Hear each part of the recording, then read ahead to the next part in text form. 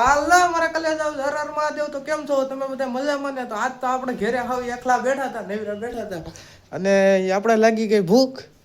એટલે ભૂખ લાગી ને તો શાક બનાવ્યું છે અલગ જ ટાઈપનું. મને શાક ભાવતું નહોતું. મિક્સર લઈ લીધું છે, રોટલી લઈ લીધી. આ રોટલી ઘા કરીને મિક્સરમાં નાખી, આમ દઈ અને આમ મૂકીને આપણે શૂરમો બનાવીને ખાવાનો છે. તો બનાવી રહ્યો આપણે આખા વ્લોગમાં. તો તમને આખી પ્રક્રિયા બતાવું. આ રોટલી છે એને પહેલાં આવી રીતે કટકા કરી અને મિક્સરમાં નાખી અને મિક્સરને ચાલુ કરી દેવાનો. ક્યાંથી? અહીંથી.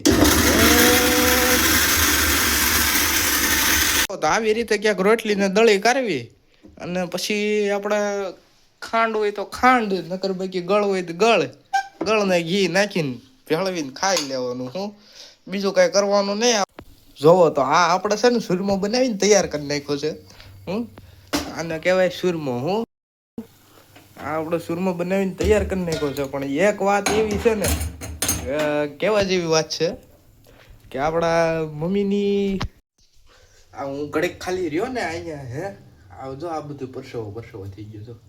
હું ખાલી આ સુરમો બનાવ્યો ને તા લગીમાં પરસેવો હું આખો થઈ ગયો. તો મમ્મીની આખો દી તો હું કલાક 2 કલાક જો આ બનાવ્યું છે ને. હવે આ વિડીયો પછી છે ને માસ્ટર શેફ માંથી મને કોલ આવવાનો છે કે જલ્દીથી દિવેશભાઈ વહી આવો, આપણી ત્યાં વહી આવો, અલગ વસ્તુ બનાવવા. અને દેખાવામાં કાળું લાગે. મને તો પહેલાં લાગ્યું તો કાળું છે બળી ગયું. આ પણ બળી નથી ગયું છે. ખાવામાં તો આમ સારું છે. ખાવામાં તો ગળું મસ્તીનું છે. મને તો લાગ્યું કડવું લાગશે. હા આગળ કાળું થઈ ગયું, કડવું લાગશે. ના તો મસ્તીનું નીકળ્યું. મેં કીધું કે જો અહીંથી તો એટલું ભાગ છે ને ખાઈ ગયો છું. આ બધું આગળ ખાજ દાબી દેવાનું છે. જોવા ધી નેક્સ્ટ ડે સાટવા.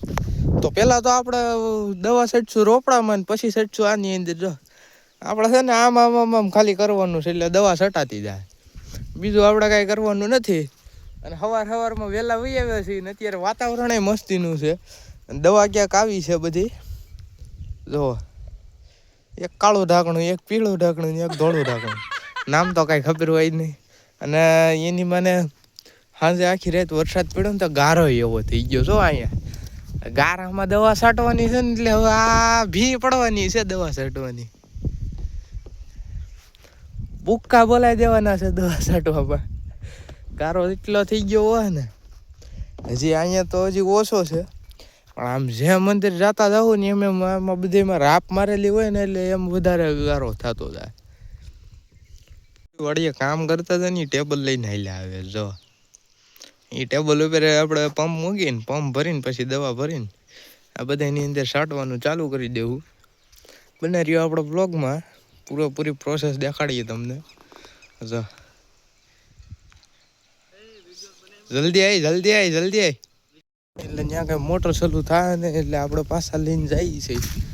અહીંયા ટાંકામાં પાણી ભરેલું હોય તો ટાંકામાંથી કાઢીને પંપમાં ભરીએ. આમ ખડ થઈ ગયું છે ને ખડમાં દવા છાંટવાની છે. અને બીજા ઓલા આંબા દેખાય ને આમાં એમાં દવા છાંટવાની છે. અત્યારે વરસાદ પડી ગયો બધું લીલું થઈ ગયું. જો બધું લીલું થઈ ગયું. આખું દવાનું ભરી લીધું છે પંપ. અહીંયા દવા દેખાય. અહીંથી ટાંકામાં નળ આવે ને ત્યાં જ ભરી લીધું પંપ. અને આ જો આપણા ટોપી સુલતાન કલમો હારવામાં વ્યસ્ત છે. કોઈને સામે નહીં જોઈ, મોઢું નહીં દેખાડે. અને ઓલા આપણા ઋતિકભાઈ દંડા ફેરવવાવાળા, એને ઓળખો જ છો તમે. ચડાવી દીધો છે. અને રવિવારનો એવો દી છે ને આજ રજાનો દી માંડ હોય ને ત્યાં તો આપણા પપ્પા કહે દવા છાંટવા ચડો. જો આ રોપડામાં દવા છાંટવાની છે. આપણી રીતે દવા છાંટે રાખવાની છે.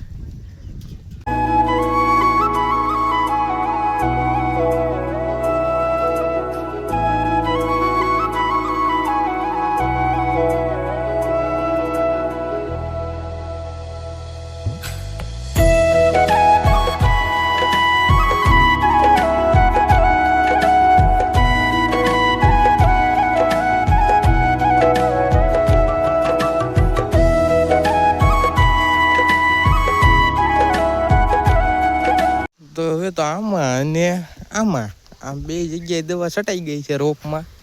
આ રોપડા છે આમાં બે જગ્યાએ દવા છટાઈ ગઈ. હવે જવાનું છે આપણે નીચે રોપડા છે ને એ જગ્યાએ. તો હવે આપણે તાર ફિનિશિંગ ટપીએ, ખંભે પંપ ચડાવી અને પાછા દવા છાંટવા ચડી જાય. અને આપણો જો આ છેલ્લો ને પેલો માલ વધ્યો છે. હવે જે આ કલમનો છેલ્લો માલ વધ્યો છે, ખાલી કરવામાં આવ્યું છે બધું. તો અત્યારે આ આંબામાં બધી જગ્યાએ દવા છટાઈ ગઈ છે અને આપણે હવે નવરા થઈ ગયા છીએ. પંપ અહીંયા મૂકી દીધું છે, આમાં દવા છાંટો ને આમાં છાંટી દીધી. અને અત્યારે વાતાવરણ બહુ મસ્તીનું થઈ ગયું છે. અને અહીંયા હું છું, વિશાલ છે, ઓલા ઋતિકભાઈ છે, છોકરી મળીને દંડા ફેરવવા વાળા. જો આ માર્યો, અહીંયા રહ્યો આગળ કલમો હાર.